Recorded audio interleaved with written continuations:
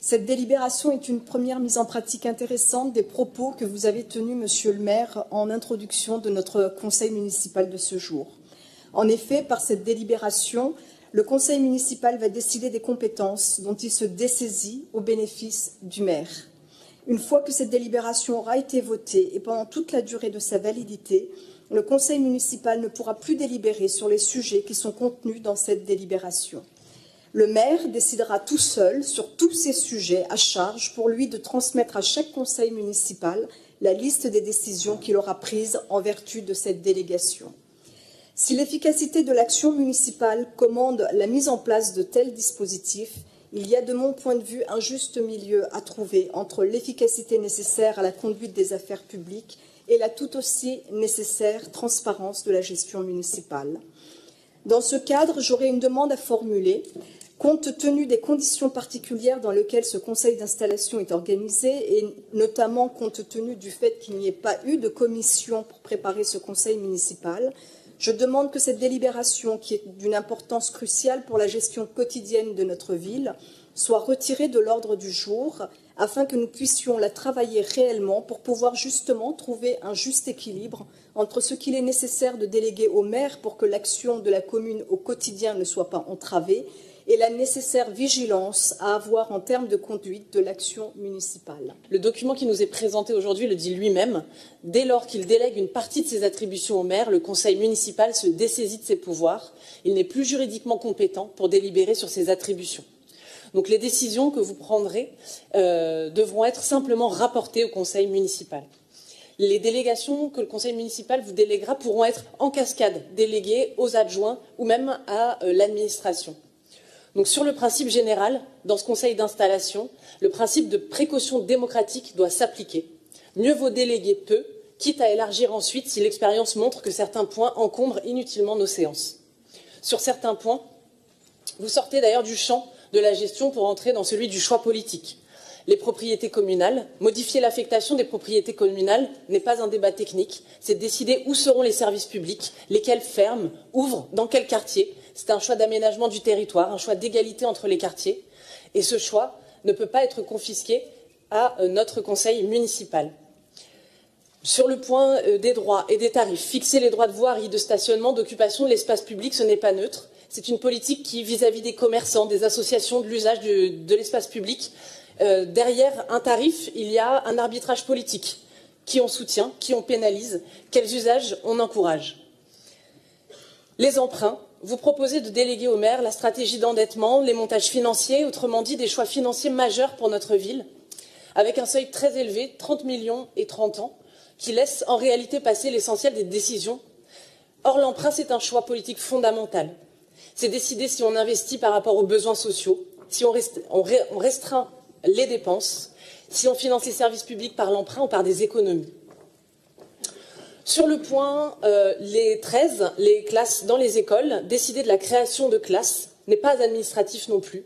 C'est décider des conditions d'apprentissage des enfants, du nombre d'élèves par classe, de l'équilibre entre les écoles et entre les quartiers. En conclusion, je vais me joindre à ma collègue Chokri-Yonis pour demander un report de ce point au prochain Conseil. D'abord, c'est une délégation de signature ordinaire pour les grandes villes. Nous sommes une ville de plus de 100 000 habitants et donc nous administrons chaque mois des centaines d'opérations financières et de marchés différentes.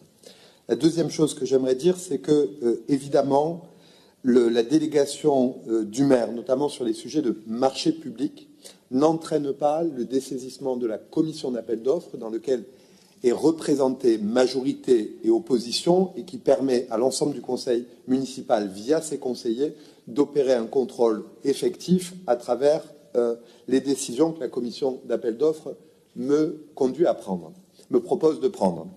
Troisième élément, s'agissant des finances et du point particulier des emprunts qui a été cité, dire que la manière du maire d'engager des emprunts ou des décisions financières ne peut être fait indépendamment du conseil municipal lors de l'acte fondamental des conseillères et des conseillers municipaux, qui est le vote du budget.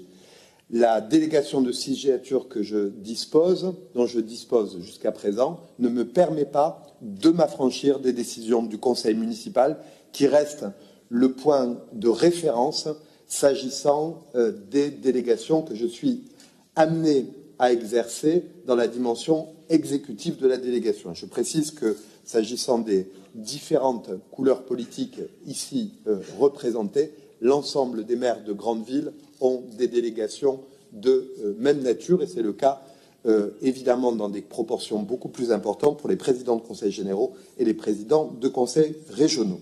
Sur le point 3, s'agissant de la réalisation des emprunts, il est risqué de mon point de vue que la délégation du maire porte sur des emprunts pouvant engager la collectivité jusqu'à 30 ans. Effectivement, comme vous l'avez rappelé, monsieur le maire, au niveau du montant, c'est une autorisation lors de vote du budget. Mais de mon point de vue, il est dangereux que, effectivement, la collectivité donc, puisse être engagée jusqu'à 30 ans. Dans les ratios pour gestion saine de la ville, la capacité de désendettement est fixée à 10 ans. Je propose donc qu'au moins sur ce point, la délégation que notre conseil va donner au maire soit ramenée donc, à un engagement qui passerait de 30 ans au maximum à un engagement au moins sur 10 ans. Je mets d'abord aux voix la proposition de report et de renvoi à commission que vous faites, qui est pour, qui s'abstient, proposition rejetée. Premier amendement proposant de limiter à 10 ans la durée des emprunts auxquels peut consentir par signature le maire. Je mets aux voix cet amendement, qui est pour, qui s'abstient, proposition rejetée. Présentation de l'amendement suivant, Madame Yonis. Là aussi, il me semble important que la délégation du maire soit limitée aux marchés qui sont en dessous du seuil de mise en concurrence. Merci beaucoup. La réponse a déjà été apportée à travers le rôle de la commission d'appel d'offres. Je propose le rejet de votre amendement, qui est pour votre amendement, qui s'abstient. Proposition rejetée. Merci beaucoup. Mon troisième amendement était relatif au point 20 sur les lignes de trésorerie. Le montant que vous proposez, c'est 40 millions d'euros. Je propose que ce seuil soit ramené à quelque chose de beaucoup plus raisonnable, de l'ordre de 5 millions d'euros. On a un conseil municipal tous les 2 mois, en principe. Si les tensions en matière de trésorerie sont supérieures à 5 millions d'euros, il est, de mon point de vue, nécessaire de repasser devant le conseil municipal, y compris pour qu'on puisse avoir des explications sur l'origine des tensions que justement la collectivité traverse. Donc du coup, je propose que les 40 millions soient abaissés. Il a également été déjà répondu sur le plan des autorisations budgétaires et de la pleine légitimité du conseil municipal au cours du vote du budget. Je mets aux voix l'amendement que vous avez présenté, qui est pour, abstention, rejet. Merci beaucoup. Est-ce que vous avez encore un amendement ? Non, c'est juste pour dire que je voterai contre cette délibération et je dois dire que je regrette, monsieur le maire, que vous renouiez aussi rapidement avec les pires travers du dernier mandat. La question de la transparence financière n'est pas un petit sujet dans notre commune et de mon point de vue, elle explique aussi beaucoup des dysfonctionnements dont souffre la gestion de notre ville. Je regrette que vous balayiez d'un revers de la main toute proposition qui permettait d'aller vers un peu plus de transparence en la matière. Je mets aux voix les délégations d'attribution, qui est contre, les délégations d'attribution. Il n'y a que 2 contre. Merci. Qui s'abstient? Proposition adoptée, je vous remercie. Nous passons au chapitre des indemnités des élus.